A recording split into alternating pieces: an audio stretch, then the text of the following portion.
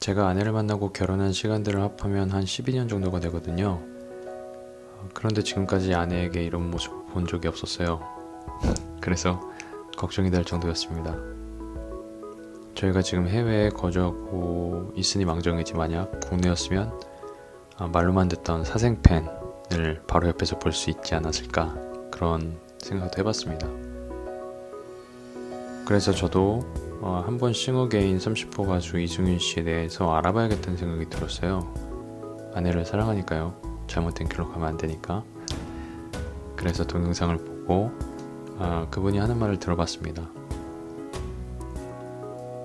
저 나름대로는 왜 사람들이 이승윤이라는 사람을 요즘 같은 시대에 좋아하는지 사랑하는지 이해가 좀 됐습니다. 그래서 간단히 이승윤 씨가 한 말을 가지고 제 나름대로 해석을 올려봤습니다. 부담 없이 재밌게 이렇게 해도 해석이 가능하구나 정도로만 봐주시면 좋을 것 같아요. 그럼 시작하겠습니다. 이승윤 씨가 산울림의 내 마음의 주단을 깔고라는 노래를 부르기 전에 말하는 부분이 있습니다. 여기에 세 가지 점이 눈에 띄었어요. 환대를 받았다, 존재의 의의를 구체화하겠다, 그리고 경계선에 서 있다.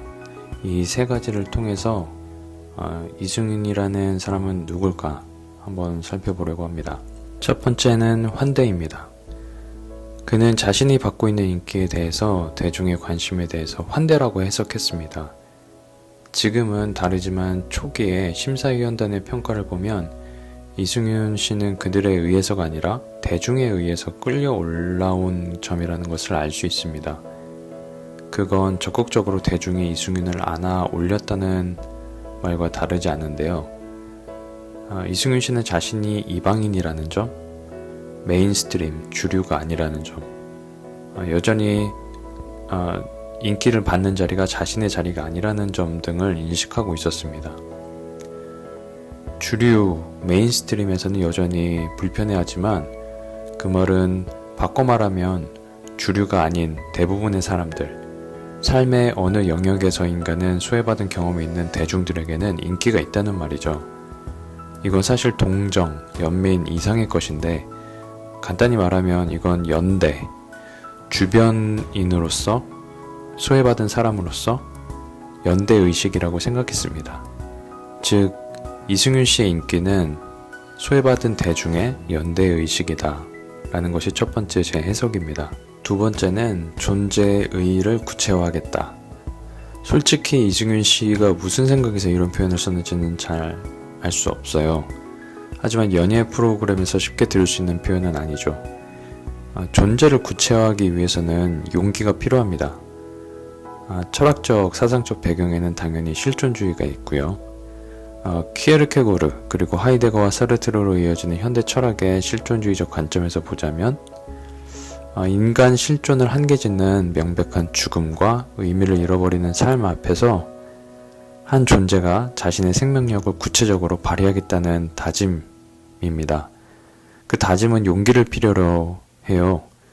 그 용기는 무존재에서 실체화되기 위해 무수한 의심과 실패에 대한 두려움을 뚫고 실제화됩니다. 이것은 이승윤이라는 존재 안에 내재한 에너지고 실존주의 철학에서는 이것을 존재의 근원으로부터 기인한 존재하기 위한 힘이라고 합니다. 이승윤 씨나 다른 종교인들은 이것을 아마도 은혜 또는 신의 섭리라고 표현할지도 모르죠.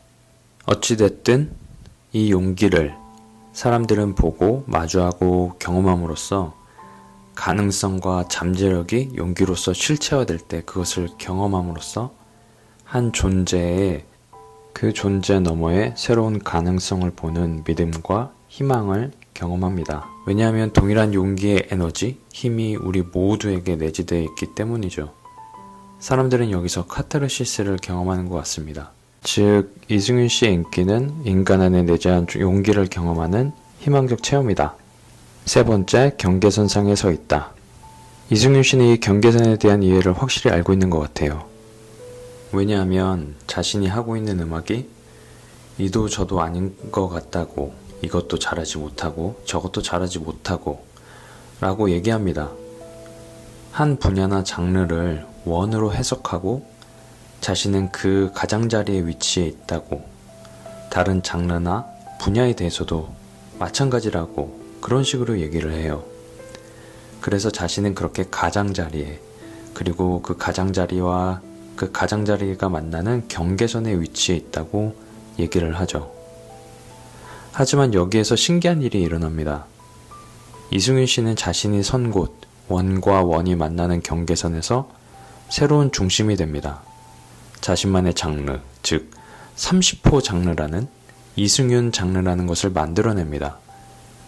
그러면서 기존의 다른 원들의 중심이 이승윤 장르에서, 이승윤 세계관에서는 가장자리 쪽으로 역전됩니다. 그러면서 그 사이에서 혹은 다른 원들의 주변부에 있던 사람들이 새로운 원과 중심을 보고 희망을 얻게 되죠. 이승윤 세계관을 보고 자신만의 세계관을 만들어 살아도 괜찮겠다는 희망을 갖게 됩니다. 이승윤 씨가 부른 개인주의를 들어보면 이 점은 더 확실합니다. 한 명 한 명이 모두 우주이고 이 우주의 일부분이고, 마치 플라톤의 이데아를 생각하게끔 하기도 합니다. 헤겔의 절대정신일 수도 있겠습니다.